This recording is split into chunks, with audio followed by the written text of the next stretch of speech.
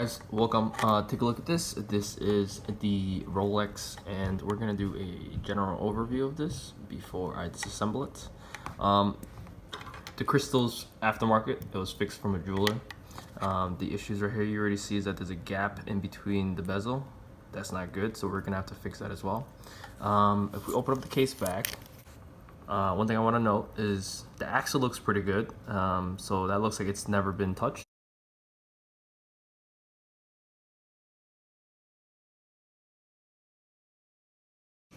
Screw orientation looking pretty clean except for the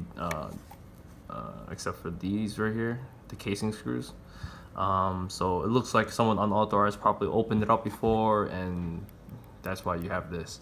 But for the most part, these screws look pretty good, so I don't think there's gonna be a movement issue in that sense. The dial was off center before, so this is probably going to be a dial issue, but we'll take a look together and we'll check it out together at the same time. So for basic orientation, so that you can see the before and after later, look at this.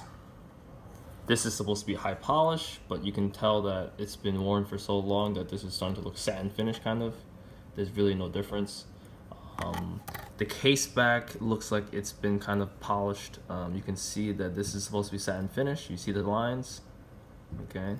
But it looks high polished as well, or it was just really worn very frequently. If you look at the bracelet's kind of stretchy already. Don't listen to anyone that tells you that they can fix stretchy bracelets like this. For the most part, it's gonna look, the integrity is already there.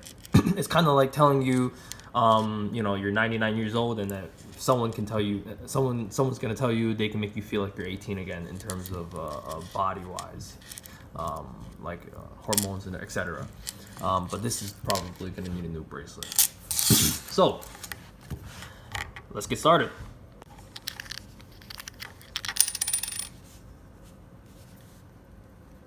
First things first, you want to remove the automatic system. 1, 2. Okay. So go right here.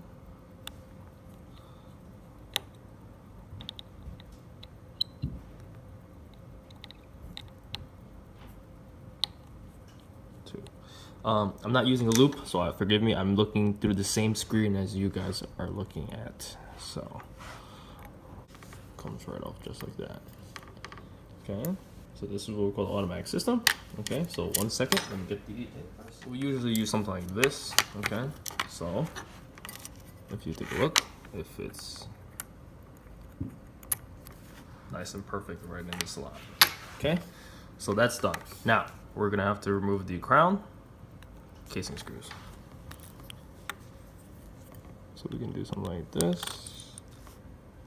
Okay, so this is the crown. Yikes. If you take a look at this, you see that it needs probably a, look at that. That's pretty bad. So that's gonna need a new crown too. Definitely someone unauthorized, or definitely heat, extraordinary amounts of heat.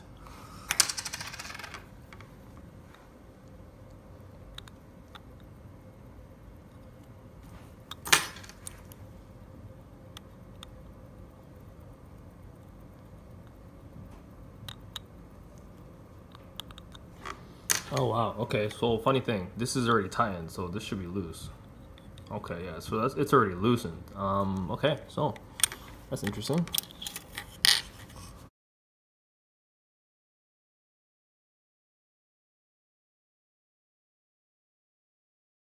So now we have to move it out here.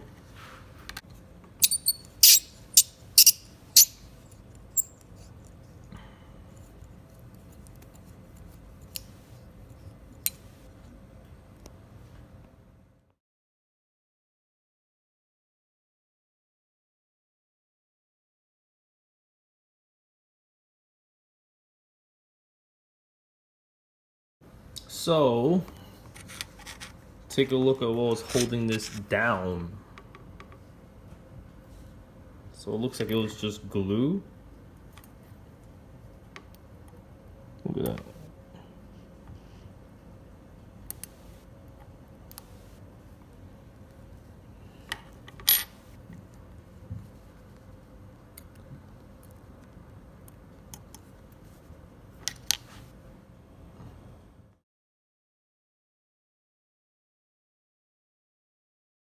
Okay, so if we take a look at this, look at the hands here.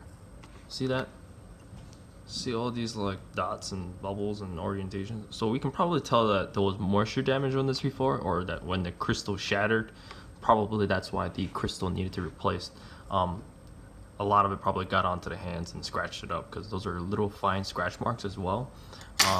Another reason why I think maybe the crystal was damaged is when I rotate the crown, you see that? I'm not even turning hard, but there's a huge jump right there when I move it. See that? So when I go here, it seems to always happen somewhere around here. See that? Another one. So there's probably something broken in there, or maybe a crystal shard probably made its way into the wheel over there, and they're probably binding on the teeth when they're coming in connection. So that's probably what's happening. So I'm gonna take apart these hands, and we'll see what we can do. Good.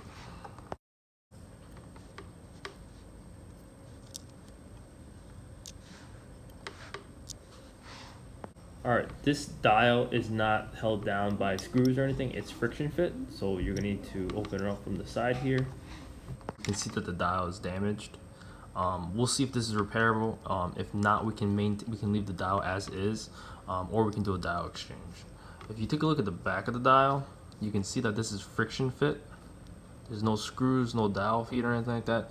So in theory, when you place it onto the movement, you're supposed to center it at the assembly process.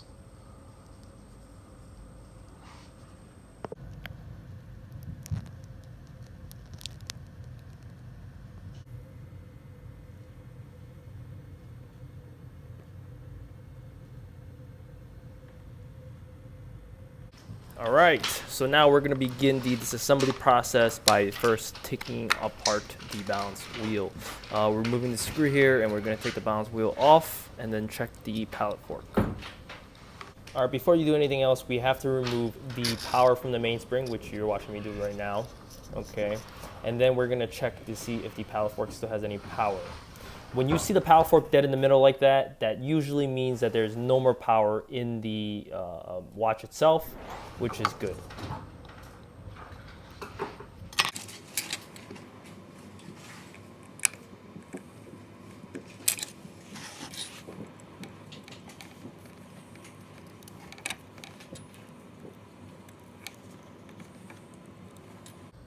For those of you that are confused, this is the pallet fork right here. It's very common in a lot of watches. Here you're gonna watch me check the end shake on a couple of these wheels here. Checking the end shakes means that I'm just checking to see if the tolerances on the wheels here are appropriate and if they're up to manufacturer specifications.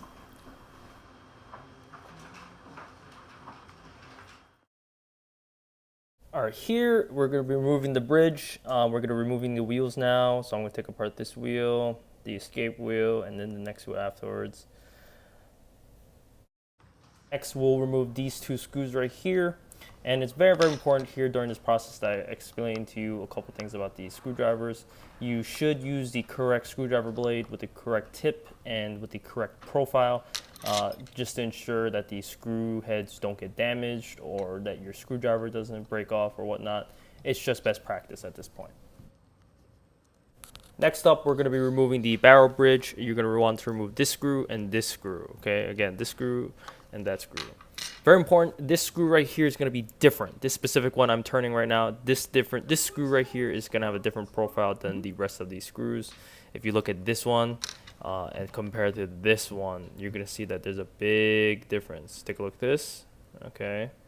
It's different than your regular screw in this movement, so be mindful of that when you're disassembling.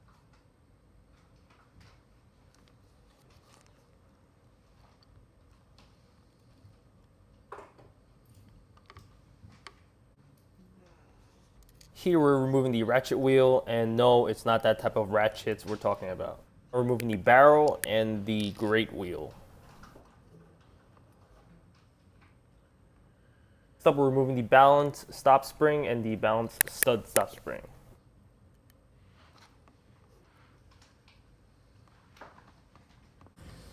Here we're going to be removing the crown wheel And then after we remove the crown wheel, we will be removing the yoke for the sliding gear next to it. These have little posts within them, so just be mindful of that. This one right here is a left threaded screw, so you see me turning right to loosen it rather than left. All right, we've officially reached the dial side. You're gonna see me remove this clip over here for the calendar date. Once we remove that, okay, you gotta move it all the way here, okay. And once we remove this whole thing should come right out.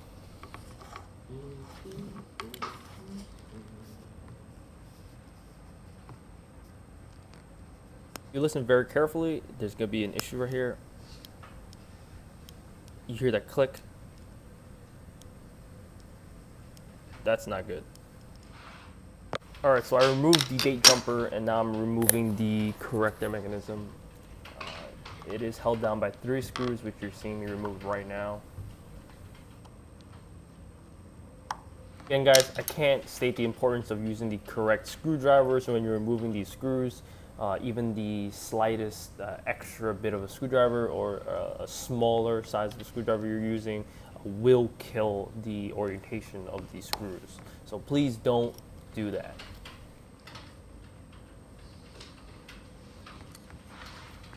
Here you're watching me investigate the issue. It's very, very important that we find and fix all the problems with the watch before we actually clean it. This way, when we finish cleaning it, all we have to do is assemble and lubricate. So I did remove the corrector mechanism and look at what we have here. If I can zoom in on the sliding pinion on the right hand side right there, you're gonna see a couple of the tooth are missing. This was probably what was causing the little jump before, the little clicking sound that you're hearing. This is probably the root cause of the entire problem. Just take a look at the orientation of the teeth here. Very, very, very bad.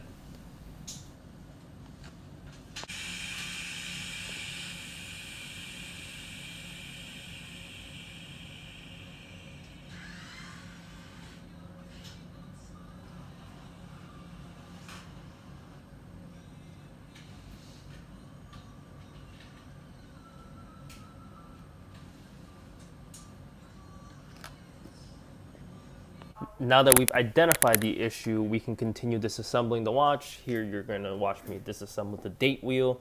And if you guys noticed, that was a left-handed screw. All right, you guys are going to notice once I remove this date wheel, the unlocking yoke cam and the jewel right there. Very important that you release this spring right here. You have to hold on to that spring and release it. Next, we're going to be removing the automatic system. We call this the automatic device bridge. You want to remove these 3 screws right here that you see. And from here, you get access to the driving wheel and the 2 reverser wheels. For some of you that don't know, this driving wheel is what actually winds your watch when the rotor on the oscillating weight moves around in a 360 fashion. This is what actually winds it. When you see all the reverser wheels connect to each other, the driving wheel essentially from there winds the ratchet wheel and the mainspring at that point. This right here is the spring clip that holds on to the oscillating weight on the automatic system. That's what keeps that rotor onto your movement. All right, this is the oscillating weight. This is the axle where I'm holding the oscillating weight from. We generally look at the back over here to see if it's ever been removed. You can tell if it's been punched with a 12 punch stake or a 6 punch stake. Here, if you take a look at this, this is the inside of a barrel. You're gonna notice that it's pretty dirty. If you check this out, you see all this black gunk in there. If you take a look at this fake crystal here, the fit is not correct, which is why I can kind of pop it out with just 2 or 1 finger here.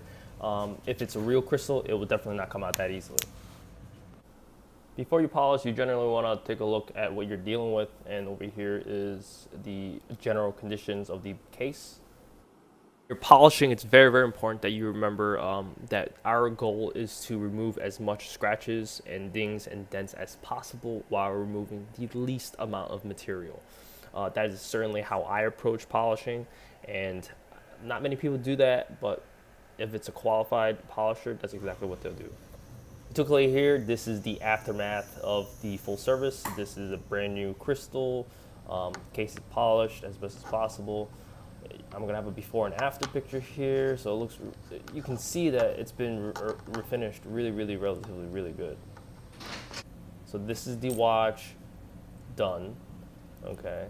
I have to clean my fingerprints off of it for the most part, but if you look at the left hand side of the picture, that's the fake one, and the right hand side of the picture is the aftermath of it.